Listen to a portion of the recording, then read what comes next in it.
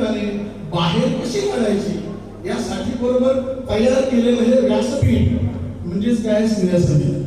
स्नेहसंमेलन म्हणजेच केलेला दिखावा नाही. स्नेहसंमेलन म्हणजे विद्यार्थ्यांमध्ये असलेल्या शुद्ध गुणांना वाव देण्याचा भाग, त्यांच्यामध्ये नेतृत्व गुणांना बरोबर चान्स देण्याचा भाग, त्यांना या ठिकाणी बरोबर स्पर्धेमध्ये गुंतवून पुढे कसं जाता येईल स्पार्क त्याच्यामध्ये जनरेट करण्याचा भाग. याच्याही पलीकडे वर्षभर अभ्यास करायचा आहे, परीक्षा द्यायची आहे.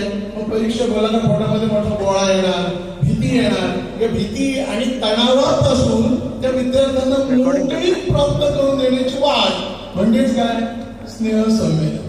आणि म्हणून या स्नेहसंमेलनामध्ये पुन्हा आपण विद्यार्थ्यांना विनंती करूया की पुढे आपण दोन गौरवाचे कार्यक्रम या ठिकाणी घेणारच आहोत. उत्स्फूर्तपणे चांगल्या प्रकारे तुम्ही स्वतःला प्रेझेंट करा. पुढल्या वर्षी येणाऱ्या युथ फेस्टिवलमध्ये किंवा रिसर्च कन्व्हेन्शन मध्ये किंवा क्रीडा स्पर्धांमध्ये तुम्हाला जास्तीत जास्त पुढे जा. मित्र, मी तुमचं जास्त वेळ न घेता एक 2-3 मिनिटांमध्ये मी माझं भाषण पूर्ण करतो. 1992 साली साधारणतः 70 ते 80 विद्यार्थ्यांना घेऊन हे महाविद्यालय सुरू झालं आणि याच्यानंतर महाविद्यालयाने झेप घेतली.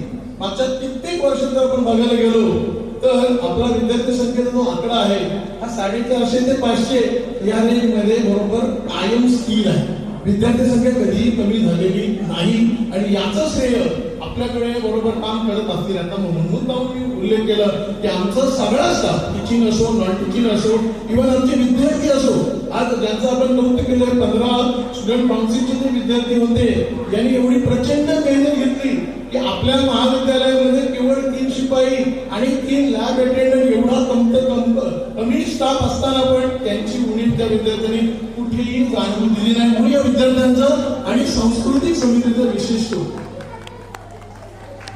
आपल्या विद्यालयात